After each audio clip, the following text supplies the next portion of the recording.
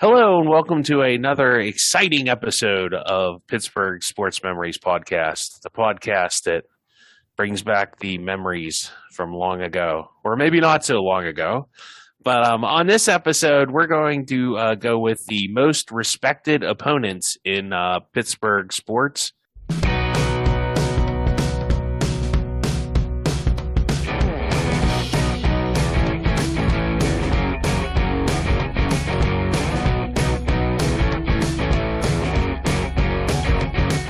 So, as usual, I'm your host, Steve Wirt, and I'm joined with my co-host.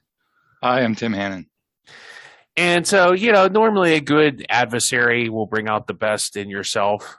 And, these are people and organizations. Did I say that? I don't know. Said that right? That will bring out the best. And, there's obviously certain teams and organizations and people that the Pittsburgh sports fans probably don't respect too much. But this is not that list. This is people that and organizations that they do exist. So without further introduction, we'll start. I'm going to go first. Notre Dame, the school there in South Bend. They play Pitt a lot. I kind of went with just the football part. They don't really have that great of a rivalry, I think, in basketball. I can't think of any real moments. I think we in the one basketball podcast, Pitt basketball, they had a little bit of some, but they played each other somewhat regularly since 1909. Notre Dame does lead the series all time, 49, 21, and 1. There was a tie in there somewhere. What were some of the moments that maybe got Pitt fans and a little fired up there was I remember this fired me up. Remember when Charlie Weiss said the days of losing to Pitt and Purdue were over? Yeah. And then Charlie days of coaching were over soon after that.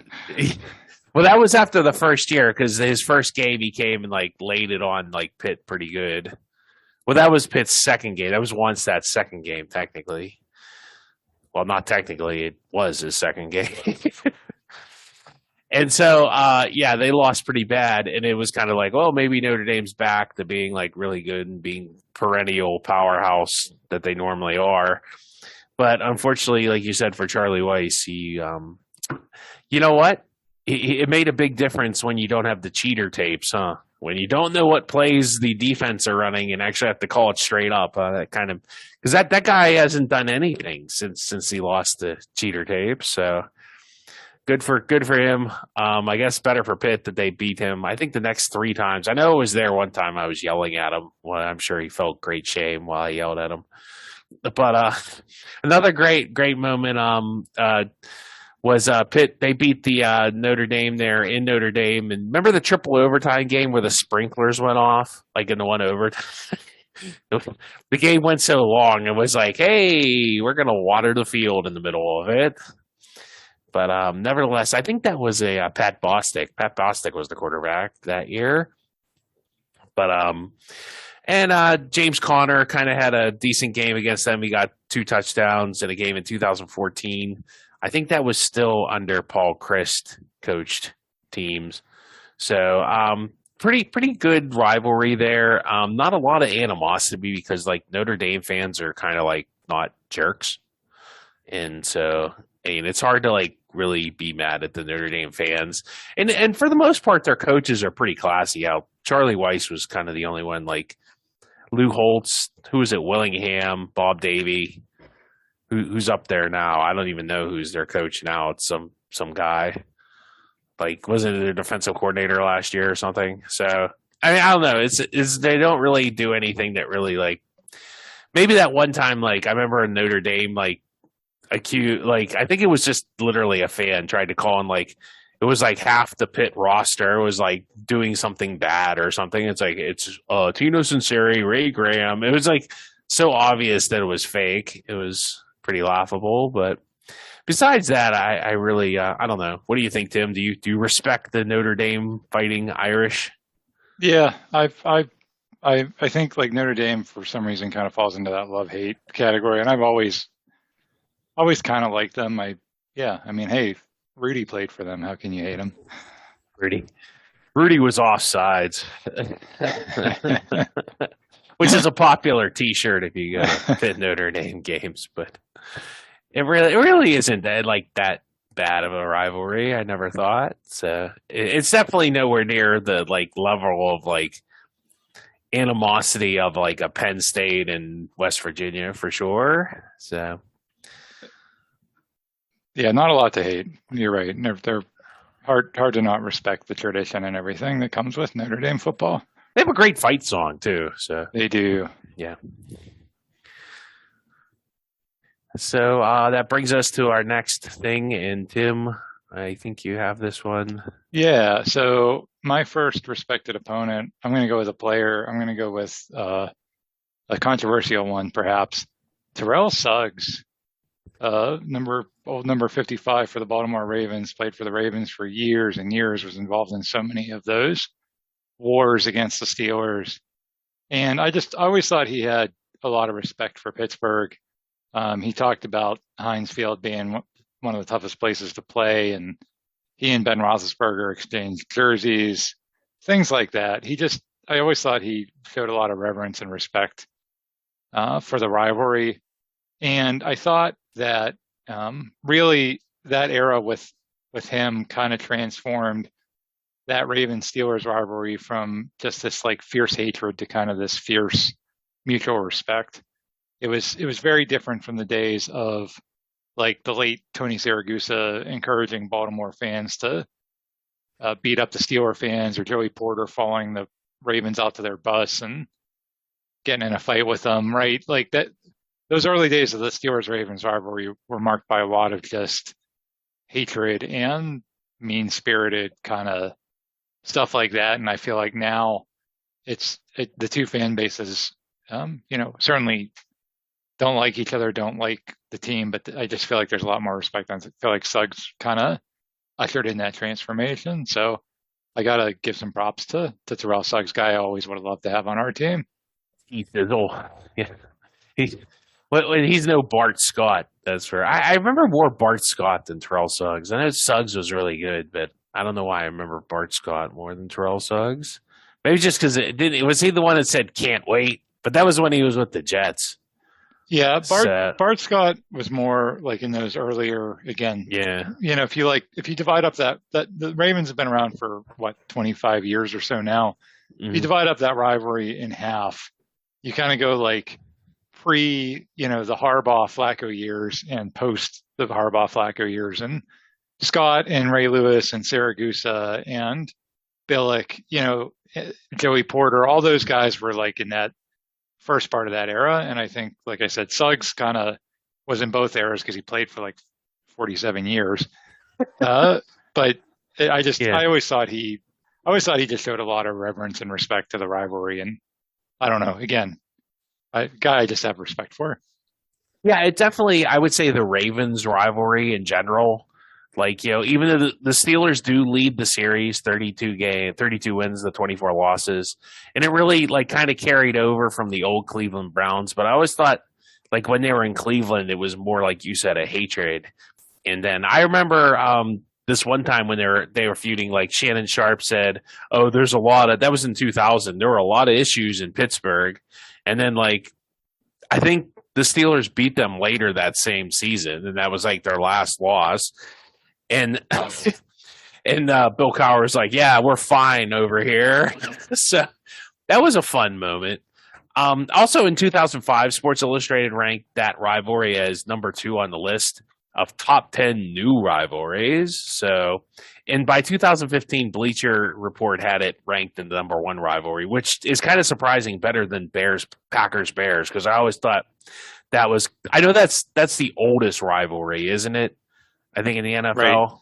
Right. Yeah, so I always thought that was more and then there's some pretty good one Cowboys, Redskins, Cowboys, Guardians, or Generals, or Commanders, or Commanders. Sentinels. Oh no, that's from a movie. No.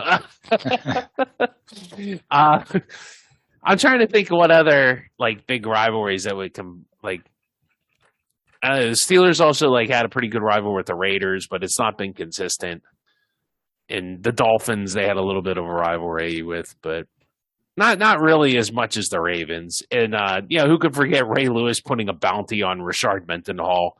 I think that was, but that was still later. Was that when Suggs was on the team? That was the year that they won the Super Bowl. So that was '08. So that would have been the Harbaugh Flacco era. So yeah, it's not totally clean of bad people and bad acts. But again, like that was also the year they played in the AFC Championship game, and that game was just brutal. And I felt like that was another one where you just had to respect both teams, and they respected each other. And I don't know, it wasn't the hatred that it would have been a few years earlier, at least in my humble opinion.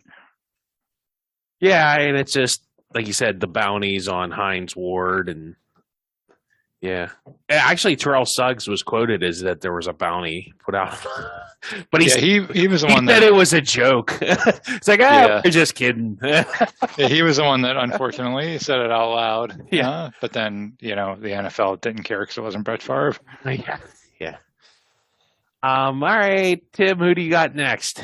Okay, I'm going to go with another AFC North rival. I'm going to go with the Red Rifle, Andy Dalton. Andy Dalton. That's tough, like, to separate him from. That's an interesting nuance there. I like how you separated him from the Bengals of that era, because I totally don't respect any of those other Bengals. And that's really the conundrum with Andy Dalton, because he's the guy that piloted all those Vontaze Burfict, Pac-Man Jones era Bengals, where they had these just horrific games with the Steelers where people were getting maimed and killed and paralyzed and everything else, and beer bottles thrown at Ben as he's being carted off the field. It was just a nasty, ugly, awful thing to watch there for about 4 or 5 years. But Andy Dalton really I always thought kind of rose above that. And off the field, he's a really good dude. He and his wife have a foundation that supports ill and physically challenged kids. Probably one of the most famous moments of his career, ironically, was when he beat the Ravens in the last game of the season to put the Buffalo Bills into the playoffs. And Buffalo fans ended up donating over $400,000 to his charity. Do you remember that, Steve? Yeah, I forgot that was the Bengals. I thought that was another team, but I remember watching that game. I remember that, like, Baltimore fell apart at the end of that game. Yeah, because it was like a 4th and 20. They had to. That was a game they had to win. Yeah, because that's right. Because they put Buffalo in the playoff, and I remember that people like the Buffalo fans donated like a bunch of money to his charity. Yeah, it was. And it was a cool act. Yeah, it was pretty neat. Yeah, it actually spawned a bunch of copycat actions. In 2021, when Daniel Carlson, the kicker for the Raiders, kicked an overtime field goal to put the Steelers into the playoffs to beat the Chargers, there were a bunch of Steeler fans that donated to his charity. So, that was sort of a thing that happened, repeatedly, because, and it all started with Andy Dalton and the Buffalo fans. So just a good guy, and, like, again, hard to hate. I mean, very, very played for that awful, disgusting excuse for a team, kind of had a face that was punchable, but I don't know, just hard guy to dislike. I can't argue with that one. The punchable face. I don't know if I'd go around punching Andy Dalton. He looks like he could kick my butt. But hey, that's just me, Tim. Feel free. Your results may vary, I guess. No, I will totally sit here behind my microphone and talk big instead. Yeah. Well, I'm gonna go with the Indianapolis Colts, and just a little background there. The Steelers actually lead this series against the Colts, 26 wins to 6 losses, and that goes believe it or not, that goes back to the Baltimore days in the 50s, if you believe. Like, so that's wild that, like, Baltimore was really good in the 50s, weren't they, with Johnny Unitas and all those other guys? They had a good defense too. So some feud moments. Remember in 2005, we probably went over this on our podcast of that Super Bowl 40. Joey Porter called the Colts soft, so that probably wasn't as good. He said they just don't want to sit there and line up and play football. They want to play.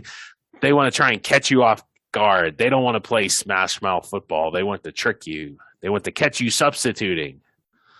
So he was definitely critical of how Peyton Manning managed the game. Also, like another great moment in that season, I remember Mike Vanderjagt laughed at Bill Cowher after he called a timeout to freeze him. So, Oops. but yeah, that didn't work out too well for the West Virginia alum there.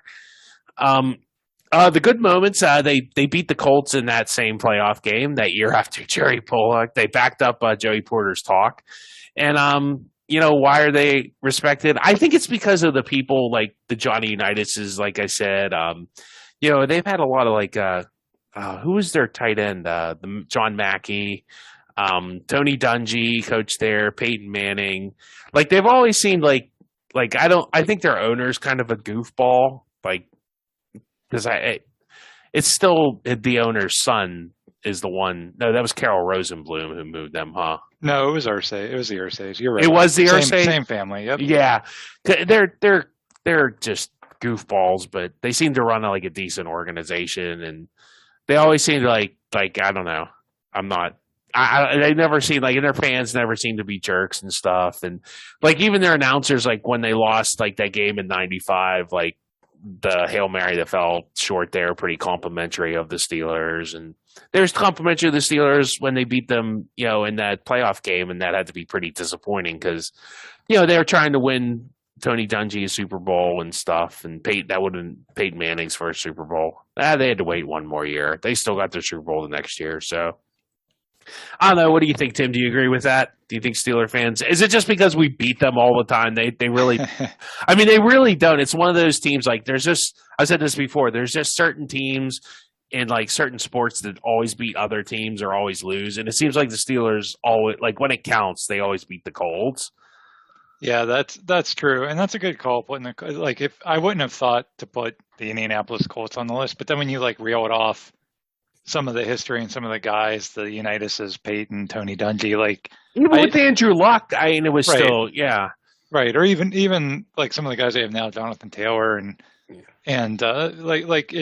right. It's an organization that you can root for, and like you said, usually run a pretty good organization compared to some of the other teams in the NFL. So yeah, that's a good underrated pick there. All right, what's up for what's your next pick there, Tim? I'm going to go with Richard Hamilton. So this is very similar to my Dalton pick because played for a team that I just absolutely despised. We played for that late 90s Connecticut basketball team who won a national championship. And I've talked about that on the show before, how I hated that UConn team so much, and Khalid Al-Amin and Calhoun and all those guys. But man, I always really liked watching Richard Hamilton play basketball. He was this 6'7" shooting guard, but he could play like forward as well. Very versatile. And he ended up playing for the Detroit Pistons in the NBA and winning a championship for them in 2004. So, Richard Hamilton, again, guy for a team I hated, but guy that I had a lot of respect for and liked to watch. I think I vaguely remember him for Detroit more than UConn. And that was that team with who was Chauncey Billups and oh man, they had that big guy that could get rebounds on the Pistons too. Yeah, Ben Wallace. Yeah, it's hard to believe they won an NBA championship. Well, I guess it's almost 20 years now, but it doesn't seem that. I mean, it's 2004, almost 20 years. Wow, it's 18 years ago. Wow, that's hard to believe. Yes. So we're getting old here. Be that as it may, Richard Hamilton, a respected opponent. I'm gonna go with the Montreal Canadiens. Why do people say it like the Canadiens? Like they say it weird. I don't know. Is that It's a Canada thing. It's a French Canadian thing. Probably. Well, the Canadiens, they actually played the Penguins in the Penguins' first ever game as an NHL team. Can you guess what the outcome of that game was, Tim? 1-0 or something. 2-1. The Canadians won. I don't know who was playing in 1968. I'm sure it was like a bunch of Hall of Famers still on Montreal's team there. The Canadians lead the series 124, 63, and 23. Because remember, we used to have lots of ties in hockey. The Canadians have also beaten the Penguins twice in the playoffs, 98 and 2010. They didn't count, like, because I got this from the Canadians website. Like, they didn't count that weird other one, like that COVID year. Was that technically not the playoffs, Tim's? Is that? I mean, that was the year they had like 24 teams and they had like a 3-game opening round. I don't know. To me, that's the playoffs. On the Canadians website, they did not count that unless it just hadn't been updated. I don't know. Okay. So I don't know. They beat us then too, so whatever. If they don't want to take credit for it, I can't help them. Some feud moments. I remember PK Subban injuring Jordan Staal. Do you remember that? Like I don't know if that was on purpose or it's just like I remember not kind of liking PK Subban after that. Like it's like I really wanted somebody to hit him, and I don't think everybody ever did. The good moments, the Penguins, I think they beat them in some regular season games every once in a while. I remember like one time they had to go up to Montreal and score 7 goals to win, which was pretty impressive because Carey Price was playing goalie and they put 7. I think they put a touchdown on him, so that was pretty wild. So why do we respect the Montreal Canadiens? I don't know. 24 Stanley Cups. They're an original 6 team. And I don't think their fans are jerks because, I mean, they are like, Canadians. Like, how much of a jerk? I mean, I guess you shouldn't say because, like, Maple Leaf fans are really annoying. Like, I think Maple Leaf fans think they're the Canadians and they're not. It's like, this team is, like, way better than your team ever was. And I realize that neither of them have won a Stanley Cup since, like, 1993, but at least the Montreal has that. Over 67 for the Maple Leafs. So, any arguments there, Tim? No, you're right. It's a lot of history. Hard to disrespect them. There's not they haven't given you a lot of reasons to hate them, I guess, right? And I've liked some of their players over the years. You mentioned like Carey Price, and there was Patrick Waugh, and they just had. So I almost put Mike Camilleri on my list. He was a guy that when we did lose to them that one year, I think he said 2010, he just I thought he destroyed us in the playoffs that year. And I was like, man, I wish that guy played for us. I just thought he was really good. So, that's a good pick. All right. I think it's your turn. Is it your turn? It is my turn. And I will stick with hockey, and I'm going to go with Craig Anderson. Veteran goaltender. Still in the league, about to begin his 21st season in the NHL. He's still, wow. Yep. Who's he playing for? He's playing for the Buffalo Sabres. Oh, well, that's barely an NHL hockey team. So Craig Anderson, 21 years in the league, got lots of games versus the Penguins, obviously. Probably the most memorable was in 2017 when he carried what was a pretty mediocre Ottawa Senators team all the way to overtime of Game 7 of the Eastern Conference Finals against the Penguins. And that was the year that Chris Kunitz got that puck past him that kind of fluttered over his shoulder. And it was like one of the great moments in Penguin history. But if you go back and watch that, you just see like his whole like face and shoulders drop. And I do remember feeling sorry for him in that moment because he just played his heart out in that series. And he had this really inspirational story that year because he and his wife had gone through a miscarriage. And then shortly after that, he was diagnosed with throat cancer.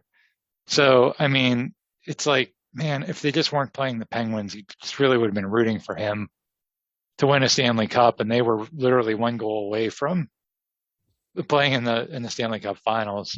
So that's a guy I definitely had a lot of respect for. And still going strong after all these years. He carried that Senators team was not very good, and he literally carried them to the overtime of the 7th game. So that's the breaks in hockey. It's like this great goalie brings you all this way, and it just a lucky shot by like an unlucky, like a not on, but like a not a guy really known for scoring goals. But that's how hockey goes. It's so weird how hockey always seems to work like that. Yeah, we talked in our top Penguins playoff moments about that goal, and Kunitz was a goal scorer at one point, but by that point in his career, he was barely even on the ice. And it was just you're right. That's the way it goes in over double overtime of Game 7. He didn't get he really didn't get good wood on the puck, and it just kind of fluttered. Took this weird little kind of fluttering trajectory, and it just kind of went over his shoulder. And again, great moment for the Penguins. Super joyous moment for us as Penguin fans, but you did kind of feel for Craig Anderson after all he had been through. Just a tough way to end that season for him. Can't disagree with you there. I think is that still the only. I think that's one of the only Canadian teams they've ever beaten in the playoffs too. I think it's the Senators. Oh, that's a good trivia question. I mean, they've beaten the Senators more than once, but I don't think they've beaten any other Canadian. Not that there's like a ton of Canadian teams they would play in the playoffs. There'd only be two, right? Two or three. Montreal and Toronto, they have never beaten for sure. And then you're right, a lot of the other ones are. And then the other teams are in the West. They would have to play them in a final. So yeah, good call. Yeah. Well, moving on. Now this one might be controversial. There might be some people that disagree with me on this one, and I will defend this as much as I'll defend anything, I guess. That would be the Dallas Cowboys. How about them Cowboys, Tim? So the background, the Cowboys actually lead the series 17-16. Boy, who knew that? That had to be that game with that big run at the end by what's his name, Zeke. Yeah, well, that's the decider right now. But the Steelers did beat them 2 out of 3 times in the Super Bowl. So, and like Meatloaf said, 2 out of 3 ain't bad. So, so what were some moments that were maybe more feudy? Hollywood Henderson insulting Terry Bradshaw. He said he couldn't spell cat if you spot on the C and the A. And I'm pretty sure Terry could spell cat. I don't know. I'm going out on a limb there. The good moments. I remember that 2009 regular season where we beat them. I think that was with Tony Romo through like an interception late in the game, and yeah, that was 2008. That was the year we won the Super Bowl. Yeah. So it was 2008. Yeah, that was a good time, right? I liked it. I don't remember the Super Bowls because I was either non-existent or like 1 year old. Were you alive for any of the Dallas-Pittsburgh Super Bowls besides the one in 95? I guess I would have been alive for the one in 78, but again, would have been sucking on a pacifier watching it. Be like, ooh, Dallas Cowboys. Terry can't spell cat. So what's up with the respect? They are, like, for better or worse, they are America's team. They probably have. I don't know who has a bigger. I think they have a pretty big fan base. So the Steelers have a very big fan base. The football team in Washington has a very large fan base. I would say, and the Giants do have a large fan. I don't know. Like, if I was like handicapping the biggest fan bases in the National Football League, that would probably be my top 5. Maybe throw the Packers in too, but would be like what? What would you think? Washington, then probably Dallas, New York. Than us in Green Bay. Yeah, that's probably your top 5. Patriots are up there too, I'm sure. Yeah. Well, just because they're in a big market too, but I don't think they have the national appeal like Dallas. I think also too, like having Roger Staubach, who was like Captain America, and Tom Landry was. I always thought he was kind of classy. I've never heard anything to contradict that. And Tony Dorsett, too, the homegrown kid there at the end, I'm sure helped us. I respect him. I don't know if the older fans, I know, like, maybe the old timers, not so much. But, and, they did win some other Super Bowls, so they weren't completely unsuccessful. So, I don't know, is this like a Ravens Steelers kind of thing? Maybe not without the intensity as much. I don't know, Tim.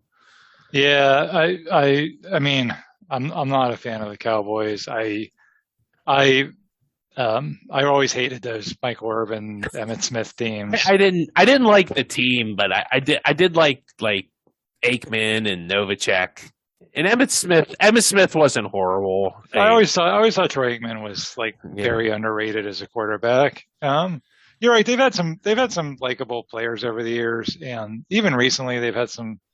Like I don't hate Dak Prescott or Ezekiel Elliott or any of the guys they have now. I think it's more just the aura of America's team, and they put the hole in the stadium so God could look down on the star, and that's the kind of stuff that you just want to vomit when you hear.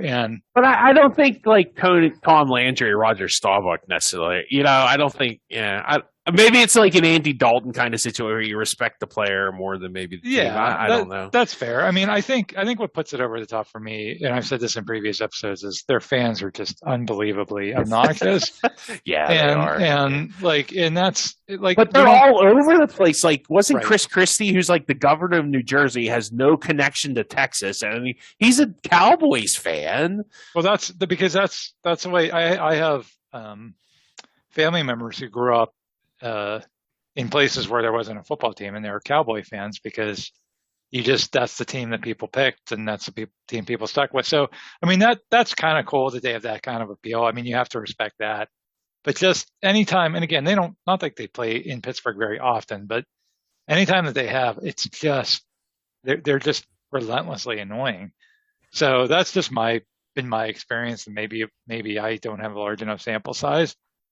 So you could say that. But you go to the games and have to deal with their fans more than I do. I don't know. I don't know. It seems like Cowboy fans sometimes are a little bit like front runners. You know what I mean? Like when they're not good, they disappear. It's like, oh, there's none around now. Yeah. Yeah. And Jerry Jones, I mean, he's another guy. It's hard to have any respect for him, but you're right. A lot of tradition, a lot of, definitely one of the marquee franchises in sports. So that's about all the good I'll say about them. Well, like they say, if you don't have anything nice to say. All right, Tim, who's up next? I'll stay with football and go with Kurt Warner.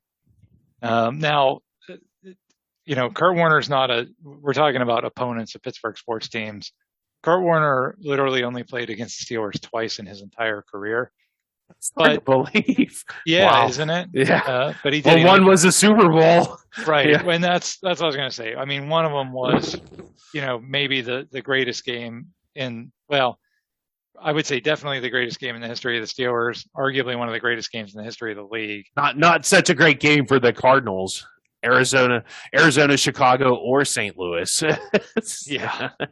Yeah. But he was a big part of that, and he was a guy you just had to admire. He had that great story and always carried himself, and one of those guys that professed a lot about his faith and then backed it up with the way he acted and carried himself. So just really, really admired Kurt Warner, really admired Larry Fitzgerald. I didn't put him on that list because he obviously played here. But just that team, again, another just like Craig Anderson, it's like, man, you wanted to see them win, just not at our expense. Yeah. Like any other year, any other opponent, I would have been sitting there rooting my heart out for those guys, but it is the way it is. I saw his movie, and it is a good story, and like to see everything that he had to overcome and how it developed for him. And like I said, he's a really decent person and seems to walk the walk, and he says what he means. So, moving on to a college football team, the Boston College Eagles. So Pitt's played them fairly frequently. Pitt actually leads the series 17-15, believe it or not. They first met in 1959, and Pitt actually won that one. Pitt lost them a couple times in the 70s, but then rattled off a bunch of victories between 72 and 81. They had annual matchups from like 1985 to 2004. And BC, obviously, Pitt sucked in the 90s, so BC won a lot of those games. But they've only now played 3 times since 2004 because they aren't they weren't in the same conference. They haven't been in the same division, but I think now they're going back to playing each other every year. So that's good. I remember the memorable game in 2004, and they played a game the other year. I've mentioned a couple times. They both went to overtime. The 2004 game was probably much more significant because Pitt needed that to win their share of a Big East title. So I mean, I always like their fans were always like decent, and I don't remember like their teams being like real like jerks or anything. Like I don't know, they always a good opponent and always like kind of classy, kind of like Notre Dame Junior, if that's a thing, like maybe because they're a Catholic school. I don't know. What do you think, Tim? Yeah, that's another good underrated pick because it's really hard in terms of a team that your favorite team plays, in the same conference and has played regularly against for your whole lifetime. You really can't think of anybody that you hated there. I mean, even when Tom Coughlin was there, Yeah, you know, it wasn't that bad. Yeah. right. You just never really hated anything about them. So yeah, it's a good pick. Probably the most controversial moment is when they left for the Big East, like they left for the ACC, and I know Pitt wasn't too happy about that. And of course, Pitt losing on a missed extra point. But the better thing was Tyler Palco ran over that BC safety. So, you know, eh, That was what are fun. you what are you gonna do? Oh, who's up next, Tim? So I'll stick with the theme of picking guys off of hated rivals. I'm going to go with TJ Oshie. Uh, so obviously plays for the Washington Capitals. Lots of heated playoff moments against the Penguins over the years with TJ Oshie. And I think I really started liking him after he was the hero of that 2014 Olympics team whenever they played the Russians. And Dan Bylsma just kept sending him out there in the shootout over and over and over again. And he kept scoring over and over again to beat the Russians in Russia. So I remember his Wikipedia page the next day got updated and said TJ Oshie is an American hero. And and so ever since then, I've kind of been a TJ Oshie fan. And yeah, again, he plays for the Capitals, but I respect the guy. He plays hard. He's like Suggs. He's like a guy that I just would have always loved to have on our team. So I'm putting TJ Oshie on my list. He's not quite Jack Johnson, Captain America there, but Who is? yeah. Well, he's a Stanley Cup champion, so He is. uh, Good for him. yeah.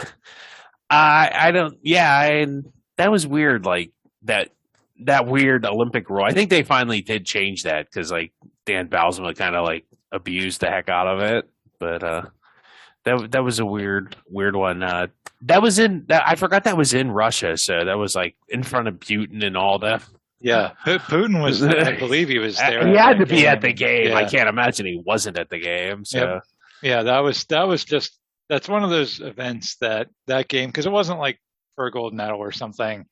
was it was an like elimination game, or was it just a pool game? it was in Just- it was in a but I mean it mattered because it got them. I'm not sure the Russians even made it out Out of of the that. pool. Oh, Yeah, wow. because of that. I don't quote me on that, but every game is important because you only have a handful of them, and again that one being in Sochi and yeah, that was just beautiful. So I've and then that was when he played for St. Louis, so then he signed with the Capitals, and I'm like, well, I can't start hating him just because he plays for the Capitals, right? So again, I still like TJ Oshie.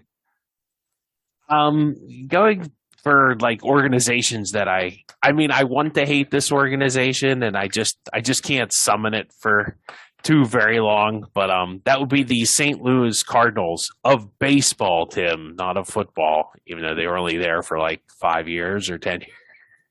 So there's no Neil Lomax or Roy Brown or Dan Dierdorf in this team, but lots of who is the shortstop? Ozzie.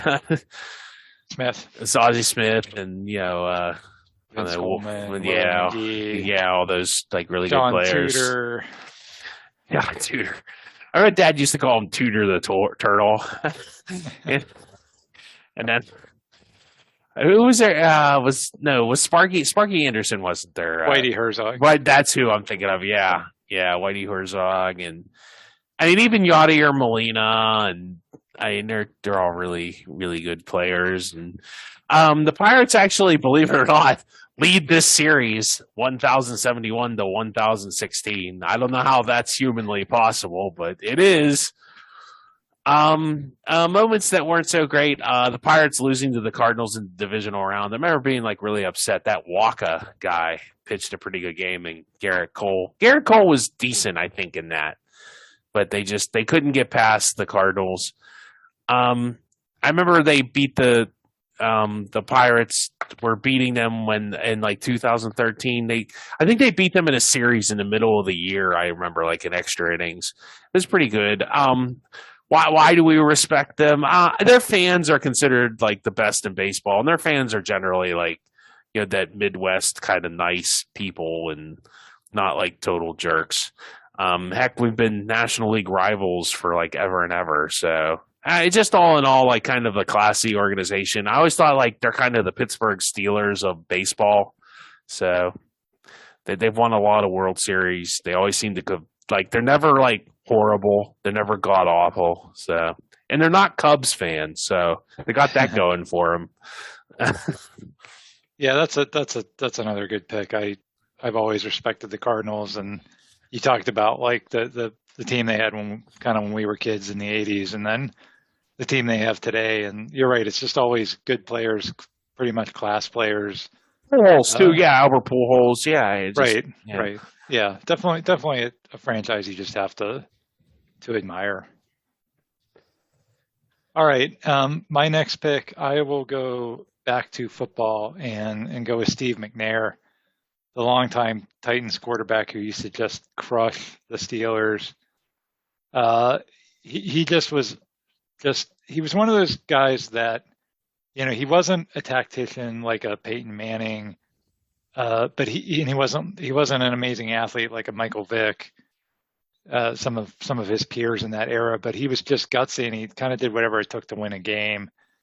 And the game I'll never forget is the 2000 game at Three Rivers Stadium that I was there for, where McNair he had taken this really hard shot 2 weeks earlier against Kansas City, and he actually was in the hospital. He was in a hospital bed, and he told Jeff Fisher, the coach, he said, "I'm done. I'm retiring." And like literally, he was just going to quit playing because he couldn't do this anymore to his body.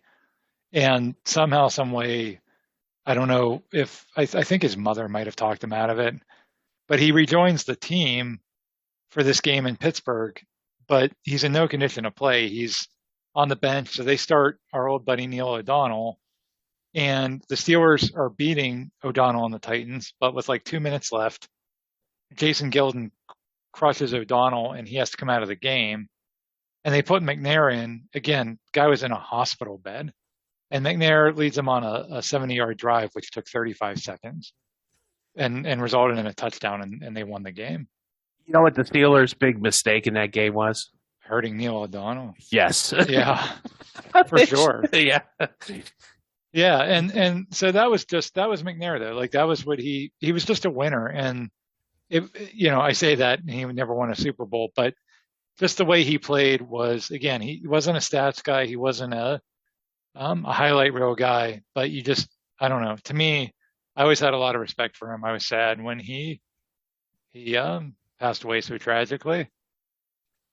Yeah, he's a tough guy, and just that old school kind of NFL. Like he could have played in any era.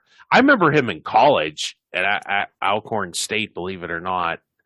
And I just remember people talking about it. I don't think they had any of their games on TV. So, and I don't think he ever won a championship in college either. But he was really good in college, and he was pretty good in the pros too. I mean, he came within like literally a foot of almost, at least tying the Super Bowl. But I don't know. It's a shame the way things. He was another. He just probably Like he took such a beating. You wonder like what he would have done in this like era of football where you're not allowed to touch the quarterback. It would have been interesting to see a guy like him play nowadays.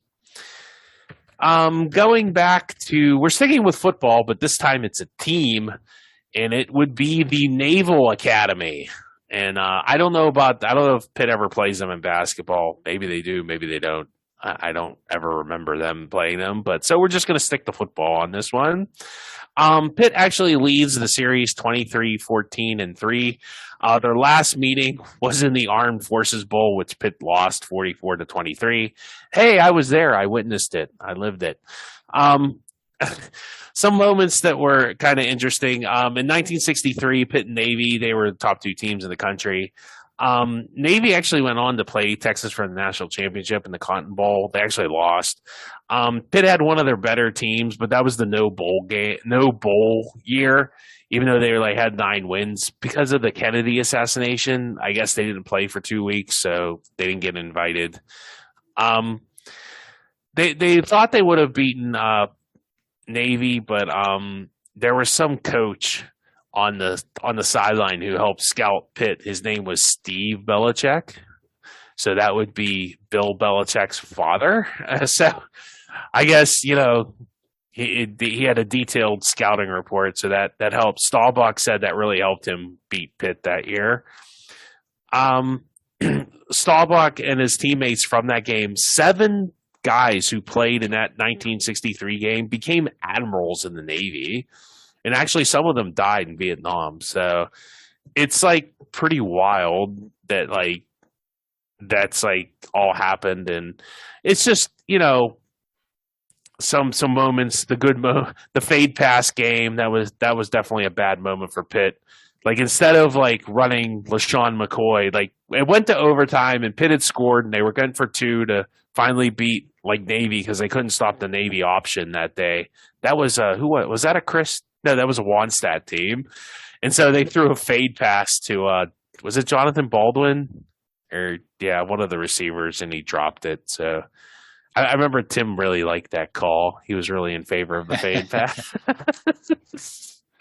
Instead of giving it to LaShawn McCoy, they had LaShawn McCoy, who Navy really hadn't stopped much. So the good moments, Pitt pretty regularly beat them, besides the bowl game and the stupid fade pass game. So why do we respect the Naval Academy, Tim? This is a pretty easy one to see why they're a respected opponent.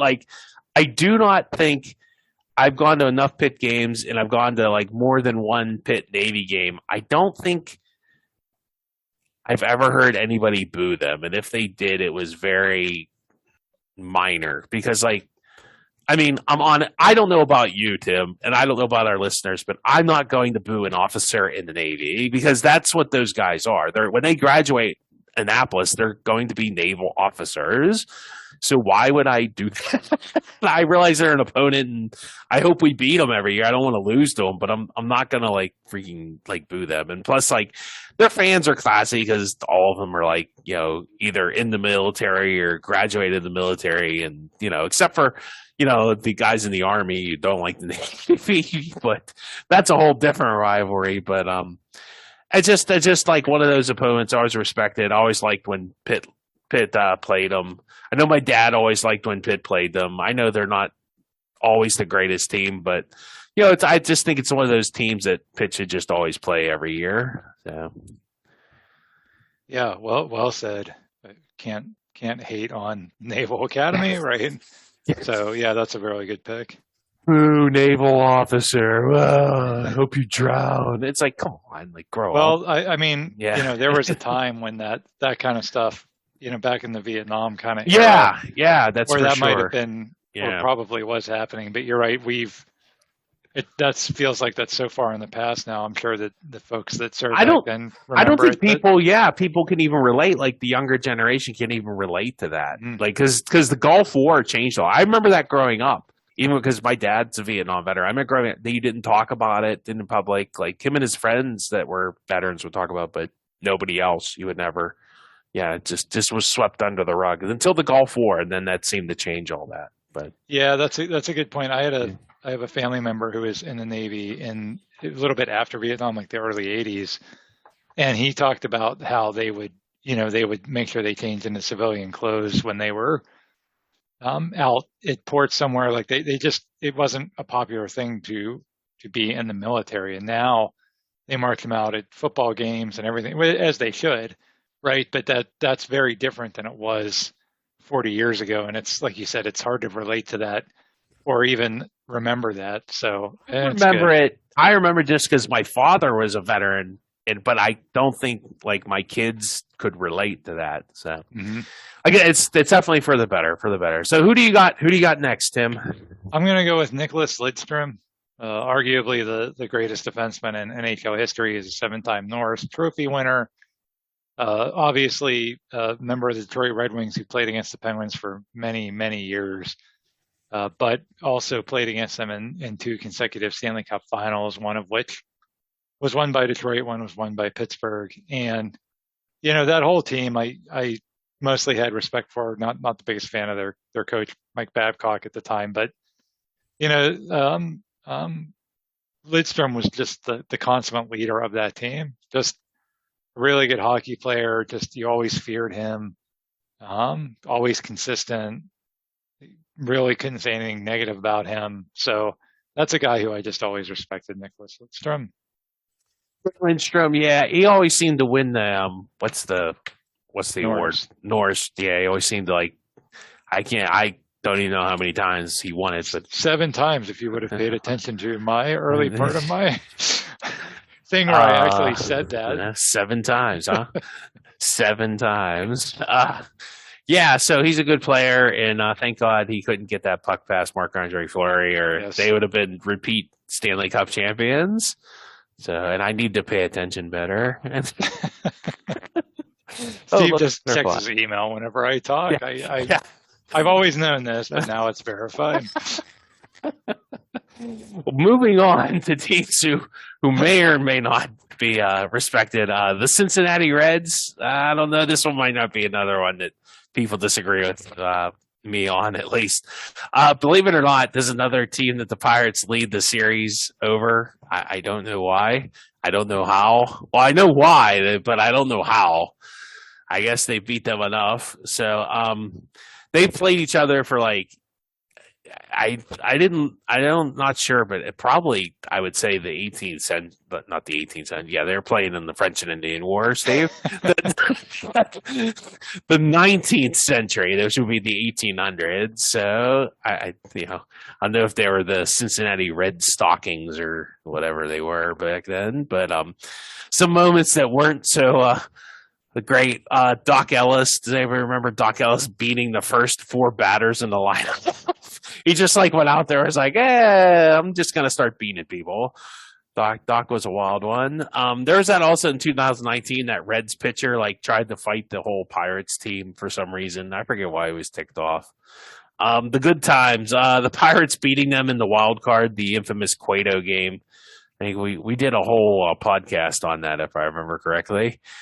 And why they were respected. Well, the Reds are just always really good in the 70s. And even that team that beat us in the 90s, that team went wire to wire, and that team was really, really good.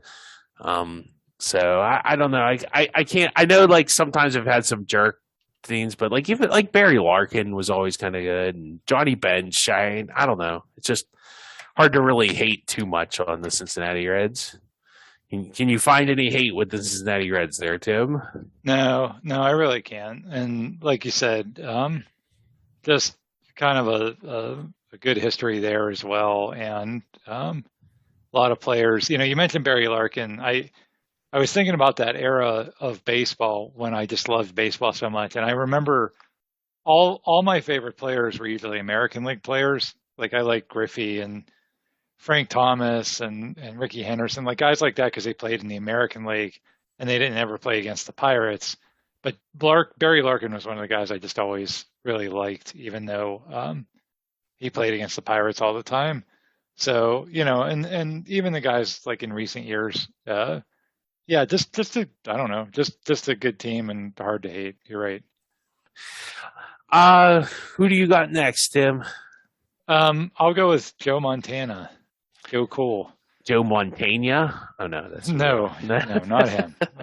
We'll say that for the most respected actors list. Uh, yeah, Joe Montana, all-time great quarterback. Uh, Arguably the GOAT, although Tom Brady's kind of taken that title away from him in recent years. But Montana, playing most of his career for the 49ers, didn't have a ton of games against the Steelers, but did have some pretty big games against them. Did beat them in a playoff game when he played for the Kansas City Chiefs, where he came from behind and converted like a clutch fourth down play and then beat us in overtime. That was the infamous block punt. Yeah. Yeah, it was the block punt game. But And the guy kicked the guy in the head, DJ. DJ Johnson kicked the tight end in the head and got thrown out. Yeah, we talked about that in our blunders episode.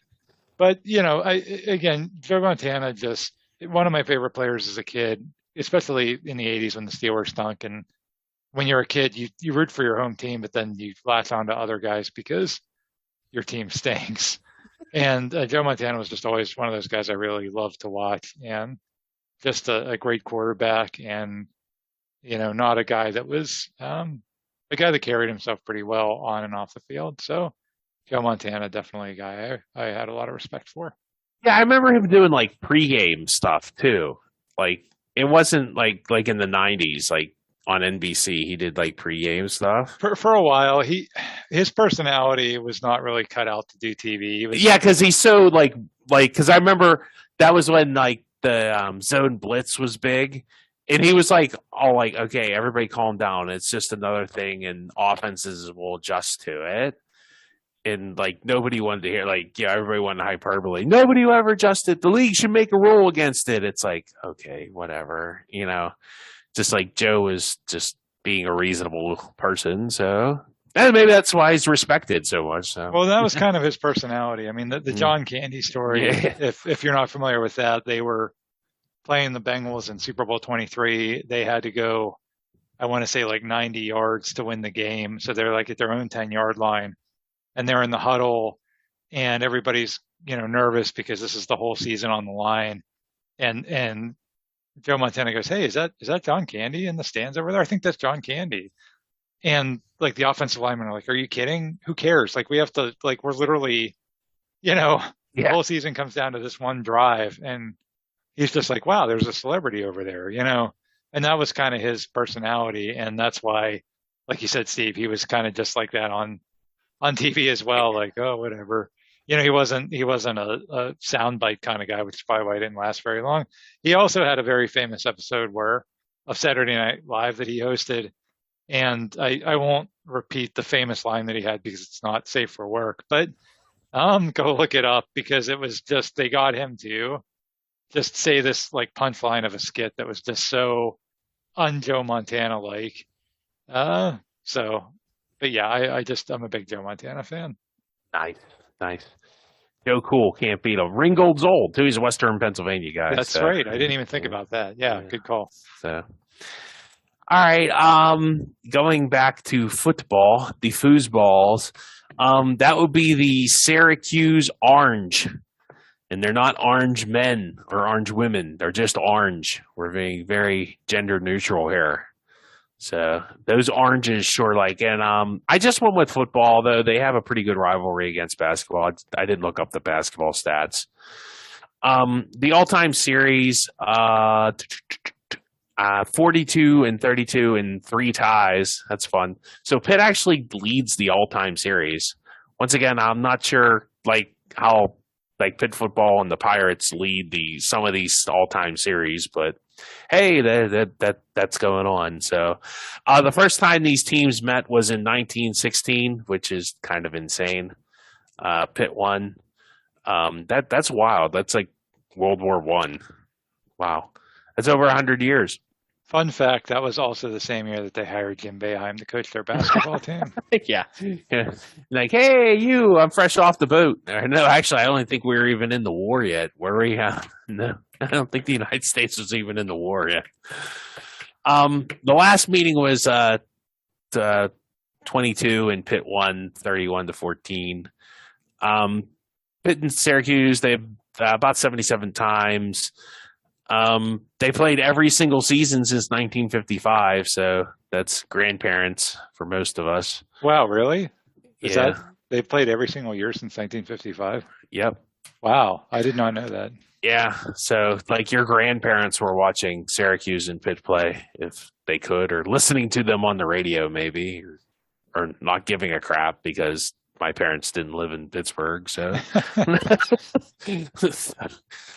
um, actually, a fun fact: Kenny Pickett, the current first round pick of the Pittsburgh Steelers, has never lost a game against the Qs. So he won all three of his starts. So what are you gonna do? The feud moments, the whining by the aforementioned Jim Boeheim about the refs during the golden years of Pitt basketball. Like, I think we covered that too in the Pitt basketball podcast. Like, he was like, "Oh, they're really good at fouling and playing physical." Like he tried to like make it like he wasn't complaining about the refs. Like, he was like, "Oh, if they're not going to call that, that's really good defense by Pitt." While like complaining about the officials. So, another not fun moment was losing in the Carrier Dome for like 30 years. So, I'm not sure if have they blown that up yet, Tim? Nah, probably not. Nope, not yet. Troy Nunes. Do I need to say anything else besides the words Move Troy Nunes? Who's actually like a pretty decent guy. He the good beating Syracuse in overtime in 2018. That was pretty cool. I think I remember I was down. I actually moved. That game got delayed by rain, and I moved down to like the really good seats, and like they had a nice interception at the end. Jamie Dixon, remember, he owned Syracuse for years. Like, they just beat Syracuse every year in basketball when Jamie Dixon was coaching. And I remember like we lost in the Carrier Dome in football for like 30 years, like from like 1980 to like 2000. And like Larry Fitzgerald and Roth Rutherford just like totally put that place to bed. They put 56 points on the Orange in 2002. That was kind of awesome. Why they respective? I never thought their fans were complete jerks. Even Tim Benz, it's always fun to call him like, "Oh, you're from Syracuse," but he's actually not that bad. Even though he's from Boston and Syracuse, it's double whammy. They're a long time rivalry, but they never reached like jerk level like West Virginia or like Penn State fans. So I'm not sure, but it's always fun to play them, and they're always a fun opponent. Any quarrel with that one, Tim? You can't stand Troy Nunes so much that you don't respect them at all? No, I mean, go back to Butler, Troy Nunes. No, and I have nothing against Troy Nunes. That game was just the worst. but yeah, no, they're a good program, and one that, again, like you said, it's funny that you can play, your favorite team can play that other team so many times, but you really don't have anything real negative to say about them, and in two sports, right? Yeah. So I think that says a lot about the university and the programs that they run. So yeah, good pick. Do you have anything left? Do you have anybody left? That's my list. You're fresh. That's the list. You're fresh out. I'm fresh out.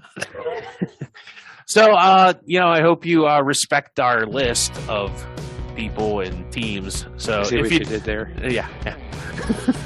If you don't respect it, feel free to comment on our Twitter page or email us, and check out our website. Thanks for tuning in. We greatly appreciate it. Make sure you click a like so other people can find us, and word of mouth is always great too. We all appreciate all our listeners, and thank you for listening, and we'll catch you next time.